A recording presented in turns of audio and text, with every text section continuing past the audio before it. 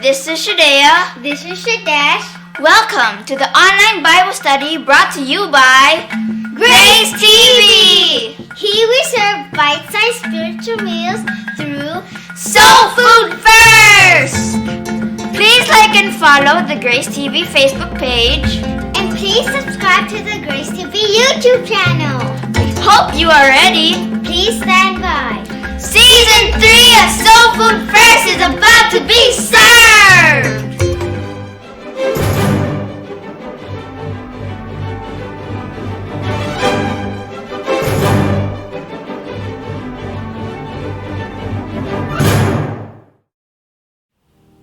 This is Pastor Din Padayhag. Welcome to Soul Food First. Our lesson today is about grief and bereavement. We often hear believers saying that they are not afraid to die, and that is probably true, thanks to the salvation and assurance that we have in the Lord Jesus Christ by grace through faith. And because of that, 2 Corinthians chapter 5 verse 8, the Bible says, "We are confident, I say, and willing rather, to be absent from the body and to be present with the Lord." In Philippians chapter 1 verse 21, the Apostle Paul tells us that for the believers, to live is Christ and to die is gain. The fact that the death of the believers is the departure from this wicked and crooked world and the beginning of eternal life and cohabitation with the Lord Jesus Christ for eternity in heaven is truly reassuring and comforting. But not afraid of dying does not mean that we are careless enough not to worry about those who will be left behind. There is always that human concern and question of what will happen to the people and to the things that will be left behind.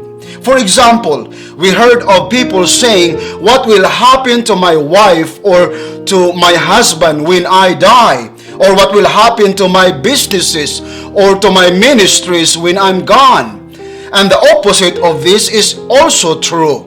Like people asking, "What will happen to our family when you are gone?" Or what will happen to the kids? How can they finish school if you die?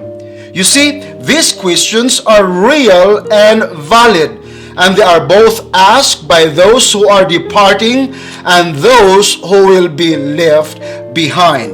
Death, regarding of who passes away, is always hard, painful, and devastating. There is always that feeling of grief, that intense emotional suffering caused by a loss, or there is always that bereavement, an understanding that someone dies and will not be coming back soon. And both grief and bereavement involve acute sorrow, deep sadness, suffering, and anguish. Now, let us look at the normal and the usual progression when someone passes away. Number one, the initial shock of death, that intense emotional impact which sometimes leaves a person with a seeming paralysis. That feeling of unbelief that someone already passed away. Number two, emotional release, a time characterized by weeping, a lot of crying until no more tears coming out from the eyes. Number three, loneliness and depression, a sense of loss often related to the degree of dependence on the deceased. For example, maybe the one who passed away is a breadwinner, or the one that is loved in the house, or someone that is close to the kids.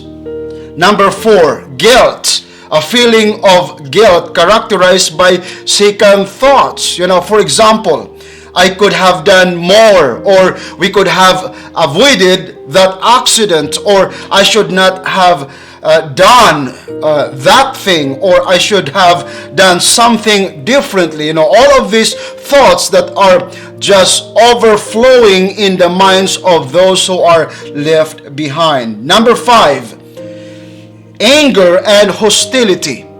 For example, why did God do this to me? That question about someone or something, or being angry at someone or something. Number 6, a gradual return to hope. It's going to be okay, or life is going on, or I will be able to cope, or God will help me throughout this season. That type of statements. Number 7, the return to reality and normalcy, or normality. That is admitting the loss and adjusting to it, continuing the normal life. Now, we must remember, however, that just like death, grief is unpredictable, or it cannot be cataloged. We heard of people or families that are still grieving until this very moment, even after so many months or even years of the passing away of their loved ones. They are still continuing, experiencing grief and emotional ups and downs for their departed loved one. Now, speaking of death, we don't pretend that we have the answer for everything, or that we understand why and how God does what He does. There are so many things in life, beloved, that we can't understand. However, there are many things that we can clearly understand in this life as revealed to us in the Scriptures. Number 1, God cares and understands what we are going through. Our God is a loving God, and He is a caring God, and He is involved in the affairs of our lives. He knows what we are thinking, what we are feeling, and what we are experiencing. For example, the Lord Jesus Christ cried and mourned over the death of His friend Lazarus, as indicated to us in the book of John chapter 11, and then in verse 35, Jesus Christ cried. That's the shortest verse in the Bible. Jesus Christ cried, and He cried because his friend Lazarus passed away. Number 2, it is healthy. We understand that it is healthy to mourn, to cry, to grieve. It is okay to feel guilty, lonely, angry, confused, and even despair. This emotional feeling should not be repressed or suppressed. However, one should not remain in these feelings. 1 Thessalonians chapter 4, verse 13 says, "For I do not want you to be ignorant, brethren, concerning those who have fallen asleep," meaning those who died, those who passed away, "lest you sorrow as others who have no hope." You see, we have hope in the Lord Jesus Christ. Yes, we sorrow, but we should not be staying sorrowful, because we are having hope. Those who died in Christ have hope, and those who are Christians who remained are also having hope. And this is truly a precious truth to hear, that despite death and loss, despite grief and bereavement, despite tears and crying, we have hope in the Lord Jesus Christ. And while we feel all this unpleasant emotional brokenness, we have the God of comfort who wants to help us. He wants to bear our burdens, heartaches, and losses. And He is there to give us comfort, hope, encouragement, and rest. He says in Matthew chapter 11, verse 28, "Come to me, all of you who are weary and burdened, and I will give you rest." Number 3, be encouraged. that as Christians, death is not the end of life. Again, as believers, as Christians, death is not the end of life. Those who believe in the Lord Jesus Christ, those who trusted Christ's death for their salvation, trusting Christ's death for their sins, His burial, His resurrection, the Bible says they are saved, and because they are saved, they are secured in the Lord Jesus Christ. And those who died, they are called dead in Christ. The Bible teaches that the dead in Christ are going to be resurrected and shall be given new bodies. These bodies will be immortal, glorious, and permanent. Bodies that are eternal.